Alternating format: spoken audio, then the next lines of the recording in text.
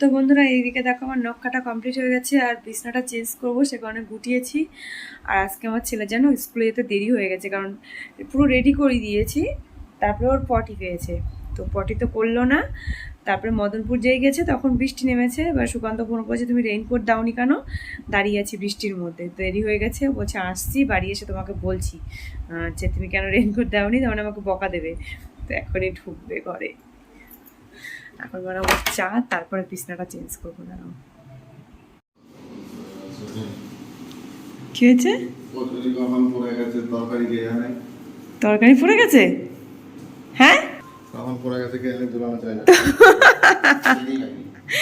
অবস্থা দেখো, কচুরি কিনে নিয়ে এসছে, তরকারি পড়ে গেছে।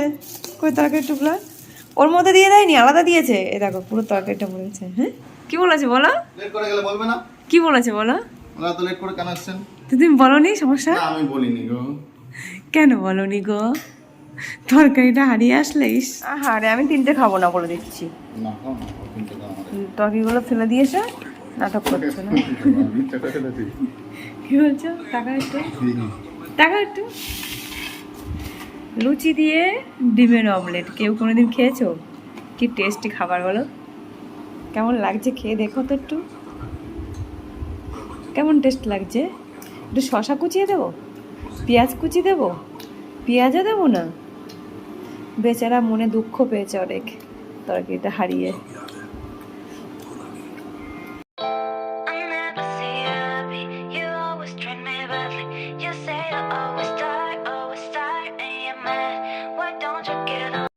তো বন্ধুরা আমাদের সকালের খাওয়া দাওয়া কমপ্লিট।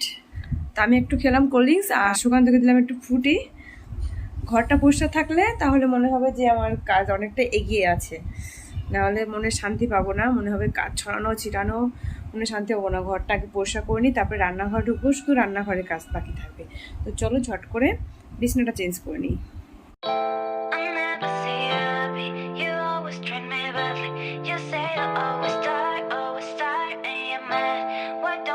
বেড কভারটা চেঞ্জ করে নিয়েছি আর সুকান্ত কোথায় বসে দেখো। উঠছে কেন? হ্যাঁ কমপ্লিট, ওই দুটো বালিশ আর এগুলো কে করবে? করো করো। না না, আমি রান্নাঘরে যাই, প্লিজ করো। পা দুটো ধরি, পা দুটো ধরি, এইটুকু কাজ করো প্লিজ প্লিজ প্লিজ প্লিজ।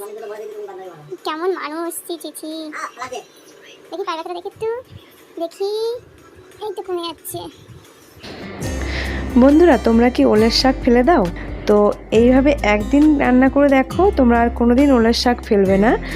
আমি কি বলতো, আমি কোনোদিন খাইনি। আমি বিয়ের পরে শ্বশুরবাড়িতে এসে আমার শাশুড়িমাকে দেখেছি ওলের শাক কালো জিরে দিয়ে ভাজা করে। তো ভাবলাম যে কালো জিরে দিয়ে এটা যদি ভেজে খাওয়া যায়, তাহলে কেন পেঁয়াজ রসুন আর তোমার চিংড়ি মাছ দিয়ে খাওয়া যাবে না। তো সে কারণে আমি ওলের শাকগুলো ভালো করে কেটে নিচ্ছি। মানে খুব ঝিরঝিরি করে কোচানোর দরকার নেই, কেটে নিয়ে হালকা একটু ভাপ দিতে হবে। তো এই শাকগুলো একটু কাটার সময় না একটু হাতটা কুটকুট করতে পারে, মানে বেশি কুটকুট করে না, যেরকম কচু শাক কাটলে যতটা কুটকুট করে সেরকম না, হালকায় বিড়বিড় করে, খুব বেশি না। কিন্তু গলা কিন্তু ধরে না, তোমরা আবার ভেবো না যে গলা চুলকাবে, গলা চুলকায় না। তো এদিকে আমি স্নান করে একটা নতুন কুর্তি পরে নিয়েছি। আজকে হাঁটাহাঁটি করে যেতে হবে, কারণ সুকান্তর গ্যাস অফিসে প্রচুর চাপ।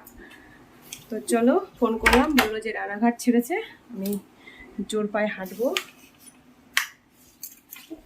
রান্না বান্না কিচ্ছু হয়নি, এসে রান্না করবো। চালের বাটি নিতে যাই।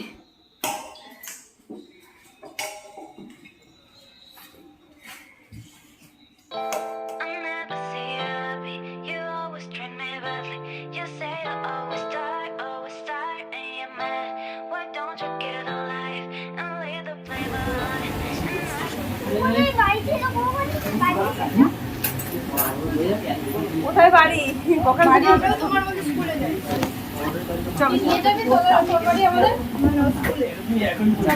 স্কুল যাচ্ছিস না? এইগুলো খেতে ভালো লাগে, এইগুলো এইগুলো একবারে তো আজকে আমার রান্না হয়নি বলে ভাবলাম যে ছেলেকে পিৎজা খাওয়াই। প্রতিদিন পিৎজা করে, 2 সপ্তাহ আগে দিয়েছিলাম। আজকে ভাবলাম যে অনেক দিন পরে দিলে কিছু হবে না, তো পিৎজা খাইয়ে নিয়ে যায় আর বাড়িকে ডিম সিদ্ধ আর লেবু রস খাইয়ে তারপরে ঘুম পাড়িয়ে দেবো। কারণ পিৎজা খেলে অনেকটাই পেট ভরে যায়, কিন্তু তারপরে যদি ভাত খাওয়াতে যায় না তো বমি করে দেবে। সে কারণে স্টেশনে প্রতিদিন এসে অনেকক্ষণ বসে থাকতে হয়। তারপরে থেকে ভাবলাম যে কিছু না কিছু খাওয়াবো, আমি টিফিন নিয়ে আসি প্রতিদিন, আজকে পিৎজা খাওয়াচ্ছি। চলো চলো, বাই বাই, চলে যাও, যা বাবা কাজ যা। হ্যাঁ, ওঠো ওঠো ওঠো। আমরা চলে এসেছি স্কুল থেকে, প্রচুর ক্লান্ত। এখন গ্লুকন্ডির জল খাবো, ছেলেকে খাওয়াবো ডিম সেদ্ধ আর লেবু রস খাইয়ে ঘুম পাড়িয়ে দেবো, কারণ পিৎজা খাইয়েছি। তো চলো ফ্রেশ হয়ে তারপরে কথা বলছি। আজকে আর এই কুর্তি পরে রান্না করবো না, কারণ এটা নতুন কুর্তি, ভালো কুর্তি, ঠিক আছে? তো চলো। তো এদিকে ছেলেকে স্নান করিয়ে ডিম সিদ্ধ খাইয়ে জল খাইয়ে ঘুম পাড়িয়ে দিয়েছি, আর এদিকে ভাতটা প্রায় হয়ে গেছে। আর পাশে চাপিয়ে দেবো এখন পমফ্রেট মাছ। আজকের দুপুরবেলার মেনু পমফ্রেট মাছের সর্ষে পোস্তর ঝাল আর এই যে ওলের শাক ভাজা। তার জন্য এই যে চিংড়ি মাছ আর পেঁয়াজ রসুন কুচিয়ে নিয়েছি। পমফ্রেট মাছটা আমি হলুদ লবণ মাখিয়ে রেখেছি, টমেটো কুচি নিয়েছি, আর সর্ষে বাটা পুরোটা দেবো না, এখানে পোস্ত বাটা অনেকটা দিয়েছি, আদা বাটা, লঙ্কা বাটা, জিরের গুঁড়ো, লঙ্কার গুঁড়ো, হলুদ, লবণ আর কাঁচা লঙ্কা, আর লাগবে ধনে পাতা।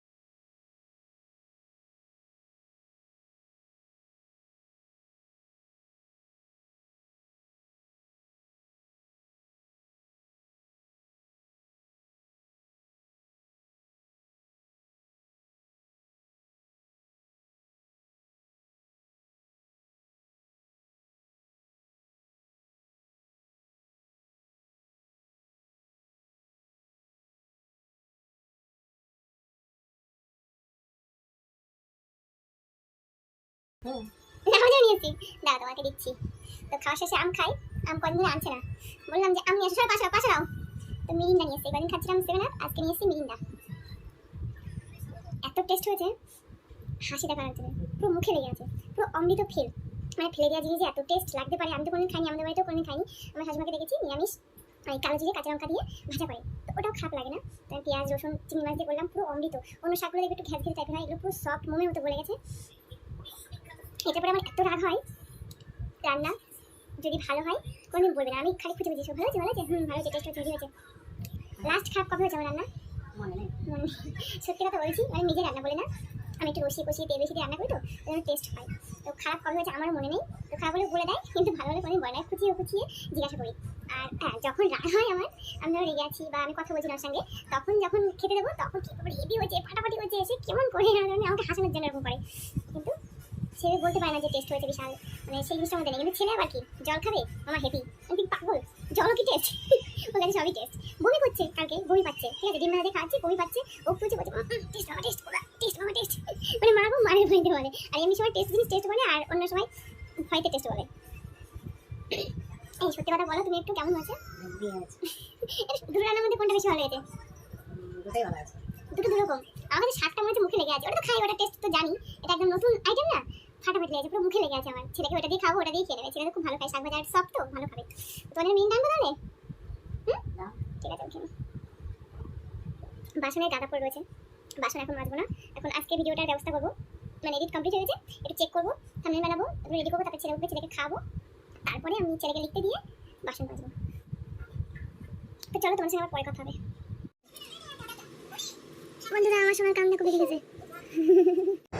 এখন বাজে রাত